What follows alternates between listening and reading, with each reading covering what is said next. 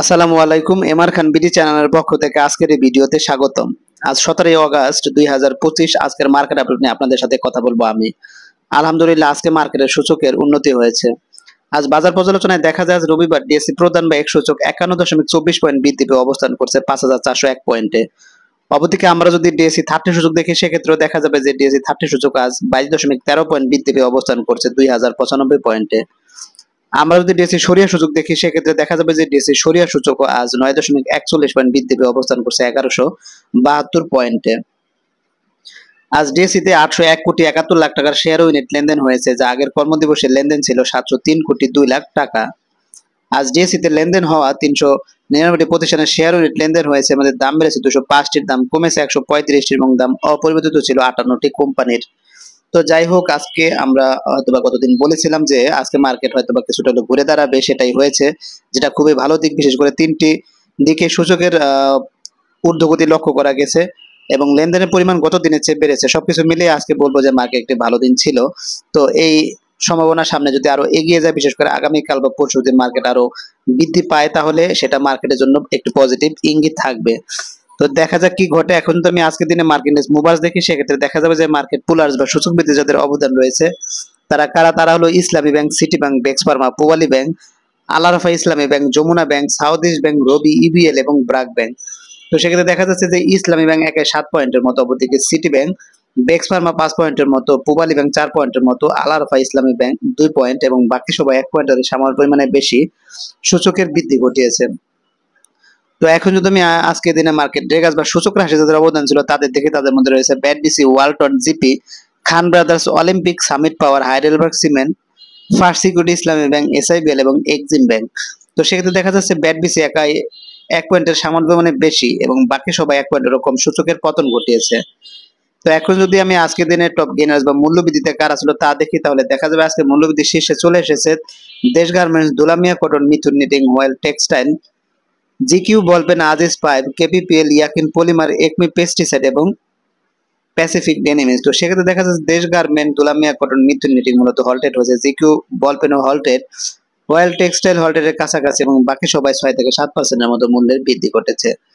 এখন যদি আমি আজকের দিনে টপ লুজার্স বা মূল্যরাশি কারা ছিল তা দেখি, তাহলে দেখা যাবে আজকে মূল্যরাশির শীর্ষে চলে এসেছে IBIC Bank, First Mutual Fund, Uttara Finance, Legacy Footwear, IB, Sabco Spin, Phoenix Finance, EBL, NRB Bank Mutual Fund, Popular Life First Mutual Fund, First Security Islami Bank এবং রহিমা টেক্সটাইল।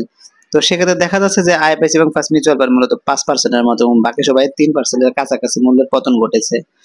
তো এখন যদি আমি আজকের দিনে ভলিউমের শীর্ষে কারা ছিল তা দেখি, তাহলে দেখা যাচ্ছে ভলিউমের শীর্ষে চলে এসেছে City Bank, Bangladesh Shipping Corporation, Orion Fusion, Bex Pharma, Asiatic Lab, Malek Spin, Jamuna Bank, Magura Multiplex, Dominance এবং সিভিও পেট্রোল।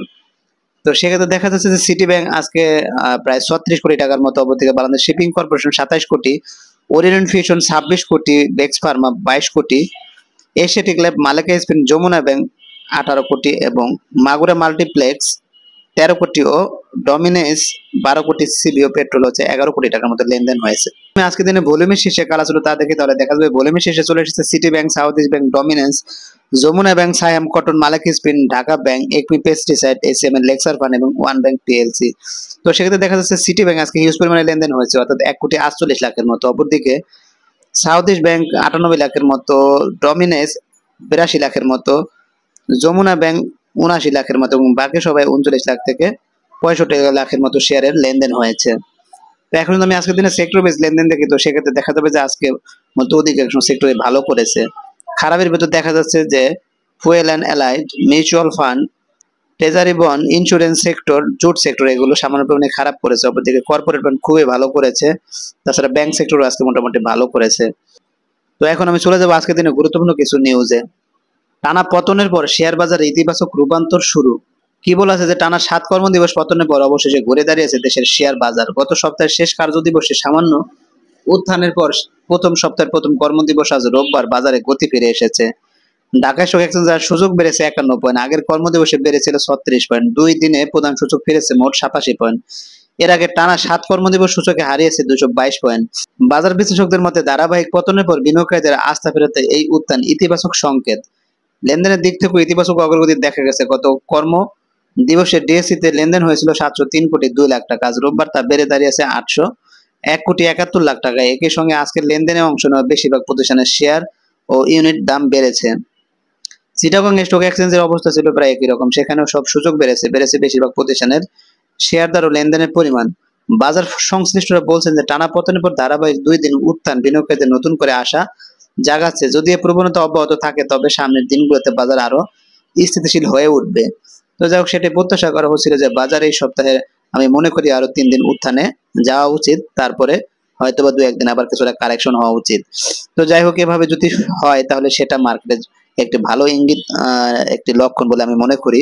তো দেখা যাক আগামীকালকে মার্কেটে কি হয়। আগামীকালকে হয়তো মার্কেট কিছুটা পজিটিভে থাকার সম্ভাবনা আছে বলে আমি ব্যক্তিগতভাবে মনে করি।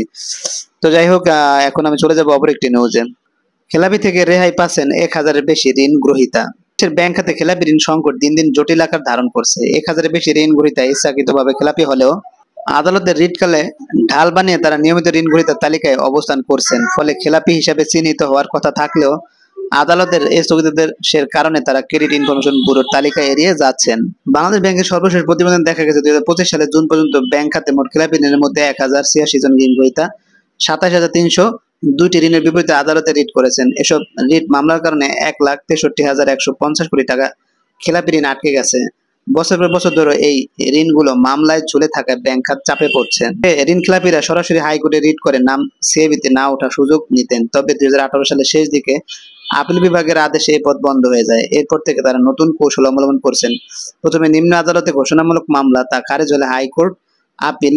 হাইকোর্টে অনেক ক্ষেত্রে নিম্ন আদালতের আদেশ সাময়িকভাবে স্থগিত করে দেয় এবং পরে সেই স্থগিতাদেশের মেয়াদ বাড়তে থাকে। ফলে বছর পর বছর তারা নিয়মিত ঋণ গ্রহীতা হিসেবে টিকে যান। সংশ্লিষ্টদের মতে বাংলাদেশে ইচ্ছাকৃত ঋণ খেলাপি নির্ধারণের কোনো সুনির্দিষ্ট আইন বা নীতিমালা নেই।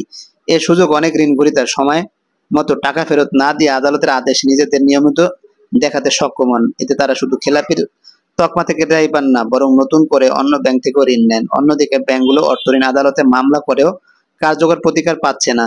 যাই হোক, এটা খুবই দুঃখজনক, বিশেষ করে যারা ব্যাংক থেকে ঋণ নিয়ে সেই টাকা পরিশোধ না করে আবার বুক ফুলিয়ে ঘুরে বেড়ায়। আমি মনে করি যারা ব্যাংক থেকে ঋণ নিয়ে ঋণ খেলাপি করে তাদের খুবই কঠোর, এবং আমি মনে করি কঠোরতম শাস্তি দিয়ে যাতে কেউ ভবিষ্যতে ঋণ খেলাপি না হতে পারে সেরকম দৃষ্টান্ত স্থাপন করা উচিত। তাহলে বাংলাদেশের ব্যাংক খাত, বিশেষ করে অর্থনীতি আবার পুনর্জাগরণ করা সম্ভব। তো যাই হোক, সেই প্রত্যাশাই থাকবে। এখন আমি চলে যাবো অপর একটি গুরুত্বপূর্ণ নিউজে। শেয়ার দাম অস্বাভাবিক বাড়ায় ডিএসসির সতর্ক বার্তা। কি বলেছে? শেয়ার বাজার তালিকাভুক্ত ওরিয়ন ইনফিউশনের শেয়ার দর অস্বাভাবিক হারে বাড়ছে বলে জানিয়েছে ঢাকা স্টক এক্সচেঞ্জ। কোম্পানিটিতে বিনিয়োগের আগে বিনিয়োগকারীদের সচেতন হওয়া প্রয়োজন বলে সতর্কবার্তা জারি করেছে ডিএসসি। তো জানা গেছে ওরিয়ন ইনফিউশনের শেয়ার দর বৃদ্ধি নিয়ে কোম্পানি কর্তৃপক্ষের কাছে কারণ জানতে চেয়ে ব্যাখ্যা চায় ডিএসসি কর্তৃপক্ষ। ডিএসসির ব্যাখ্যার উত্তরে কোম্পানির পক্ষ থেকে জানানো হয়েছে কোন রকম অপ্রকাশিত মূল্য সংবেদনশীল তথ্য ছাড়াই তাদের শেয়ার দর এভাবে বাড়ছে। তো যাই হোক, ওরিয়ন ইনফিউশন এই লো পেটআপের শেয়ারগুলো হঠাৎ করে খুবই ঊর্ধ্বগতিতে হয়ে থাকে, আবার হঠাৎ করে খুব পতন হয়। তো এখানে ইনভেস্টমেন্ট করে অনেকেই আবার খুব গেইন করছেন, আবার অনেকেই খুবই লুজার হয়েছেন। তাই এইসব কোম্পানিতে আমি মনে করি যে বিনিয়োগ করার পূর্বে অবশ্যই কোম্পানি ফান্ডামেন্টাল জেনে তারপর বিনিয়োগ করা উচিত, না রে অথবা ফস্তাতে হয়। তাই সবাই এখানে বিনিয়োগ করার পূর্বে আমি মনে করি জেনে বুঝে বিনিয়োগ করবেন। তো যাক, এখন আমি চলে যাবো অপর একটি নিউজে। 17 আগস্ট ব্লকে 4 কোম্পানির বড় লেনদেন।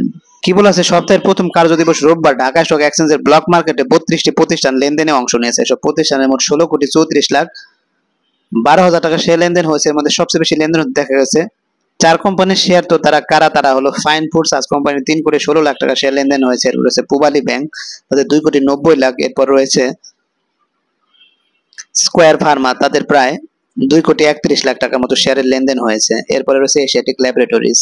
তো যাই হোক, এই কোম্পানিগুলোর মধ্যে কিছু কিছু কোম্পানি ভালো রয়েছে, বিশেষ করে স্কয়ার, পূবালী ব্যাংকের শেয়ার খুবই ভালো। তাই কোম্পানিগুলো সম্পর্কে আপনারা খোঁজখবর রাখবেন, প্রয়োজনে বিনিয়োগ করতে পারেন। তবে বিনিয়োগ করার পূর্বে মার্কেটের ঝুঁকি বিবেচনা করে বিনিয়োগ করা শ্রেয় বলে আমি মনে করি। তো আজকের মতো ভিডিওর পারাবো না, আজকের মতো এখানে বিদায় নিচ্ছি। যারা আমার চ্যানেলে নতুন অবশ্যই চ্যানেলটিকে সাবস্ক্রাইব করবেন, লাইক করবেন, কমেন্ট করবেন, শেয়ার করবেন। সবাই ভালো থাকবেন, সুস্থ থাকবেন। আল্লাহ হাফেজ।